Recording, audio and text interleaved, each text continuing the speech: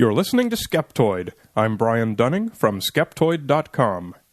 How to identify a good scientific journal. Today's episode is about a subject that's as old as debating itself, and it was prompted by the following email. I would love to look a lot of this up on my own, but I'm unsure about what sources can be trusted.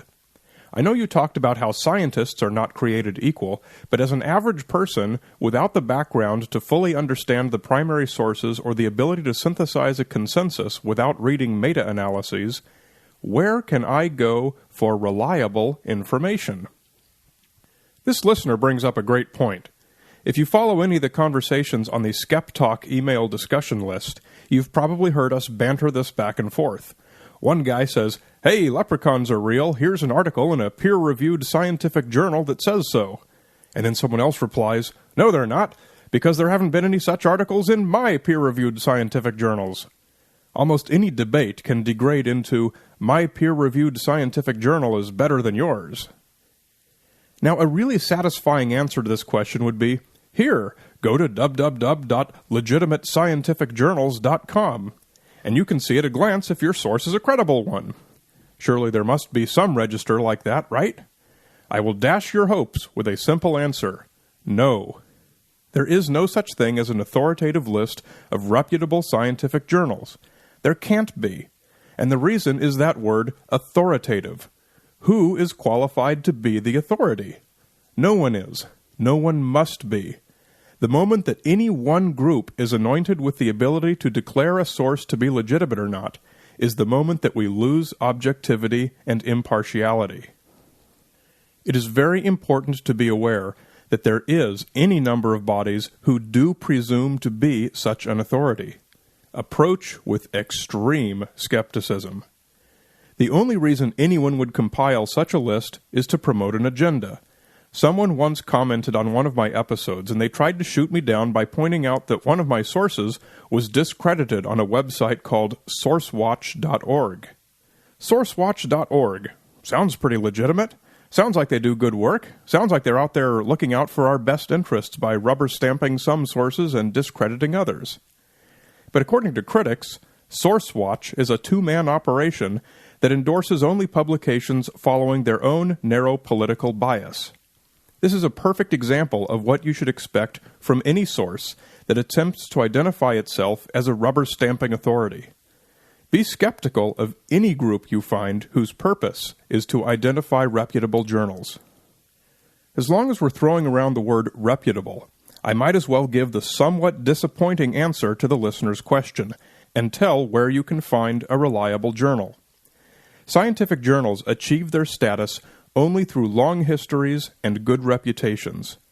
To be broadly accepted within the mainstream scientific community, a journal must have established a long history of responsible reporting, good quality articles detailing well-performed research, and exhaustive peer review. Long-standing reputation among the scientists who matter the most. If you're not one of those scientists, it can be difficult to know which research is good, which editors and referees are good, and which journals have a long history of publishing them in good standing. For this reputation to have any meaning, it must stand on its own, and not be supported by appearing on some simple list. Unfortunately, listener, you just have to know. But I will give you a starting point in a moment. While it is essential that good journals be peer-reviewed, you should be aware that almost every publication hoping for prominence describes itself as peer-reviewed. When you hear someone defend their source by stating that it's peer-reviewed, be skeptical. By itself, that's meaningless. Think back to our old example of the guy writing a UFO newsletter in his basement who has a couple of his ufologist buddies endorse his writing. Suddenly, he's peer-reviewed. This is not the type of peer review that carries any meaning within the mainstream scientific community, since the peers have a clear agenda and have not established long histories of scientific acumen by the legitimate community at large. This is an extreme example, but it does accurately portray a lot of what's out there.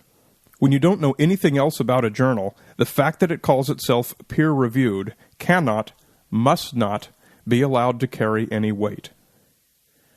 One source that a lot of lay people are turning to these days is Wikipedia. Well, what about Wikipedia? It's new, and it's a very different animal from anything previously available, and is something of a paradigm shift. Wikipedia is not perfect, but it is generally very good. Its principal weakness, so often pointed out by critics, is also its principal strength. Critics of Wikipedia love to charge that any old Joe Blow can go in there and edit any article to say whatever the heck he wants. And this is true to a point, but they do have multiple layers of redundant checks and balances in place. Every topic has editors, and every edit eventually makes it past several sets of eyeballs. Every article is read by untold zillions of eyeballs, and tempered with suggested edits by many of them. Most of these suggestions are good, and some of them are bad. The volunteer editors include some of the foremost authorities on the subject, and they include crank nitwits, and everyone in between.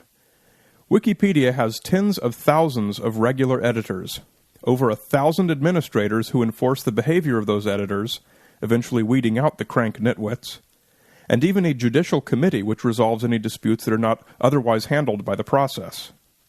The underlying software provides a powerful nerve center from which the editors and administrators can track history and changes.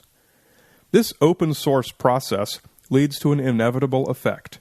Many Wikipedia articles end up being the closest thing to an authoritative consensus that we have on a given subject.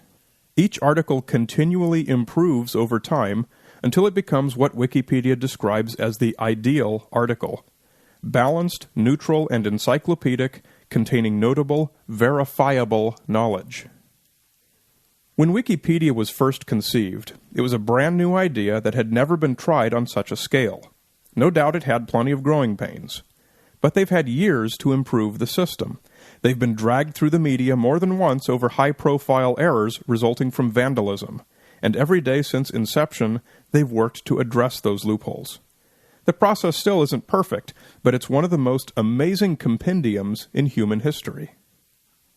So I'm going to give our listener a simple answer to his simple question. Start with Wikipedia, or any other encyclopedic resource with a good reputation like Britannica or MSN's Encarta.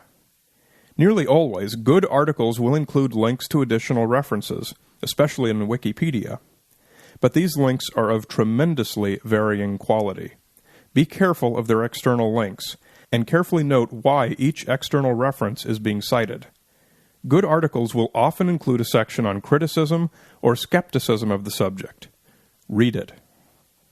Note that I'm no doubt going to be criticized for pointing lay people toward Wikipedia as a starting point for research, mainly due to the usual criticisms of Wikipedia. But as I said before, Wikipedia's weakness is also its strength, and I do stand by this recommendation, especially for lay people of a given subject who don't otherwise have the experience to choose a good starting point. What about identifying which scientific journals are reliable? Since we're not all scientists in the chosen field with the education and experience to know which are the most reputable publications in our field, we need some kind of list. But, as we've discussed, lists are bad things when they come from a source with an agenda. So we turn again to our source with no agenda, Wikipedia. Search Wikipedia for List of Scientific Journals, and you'll find that they have a page listing a few hundred reputable journals in most scientific fields. Generally, this is an excellent list. The fact that it comes from Wikipedia and is constantly being revised for objectivity and quality by experts in each field is its strongest recommendation. Some fields are not listed, and most subsections are partial. You can drill down to find more. But beware, the further you drill down, the broader the quality control becomes, and the more journals of lower repute are included, and more non-scientific fields are listed. If you use this list to gauge the reliability of a source that you see referenced, you are in as good of hands as are available to the inexperienced journeyman. But you must use the list wisely. Stay at the top level, or as close to it as you can. With each click that you drill down, reputation for the listed journals is generally lower. Again, this recommendation will no doubt be criticized, and the criticism is generally valid. But I maintain that for the average guy off the street, this is the best way to gain a good enough grasp of a journal's quality, and to find good research that truly represents the current scientific consensus. You're listening to Skeptoid, I'm Brian Dunning from Skeptoid.com.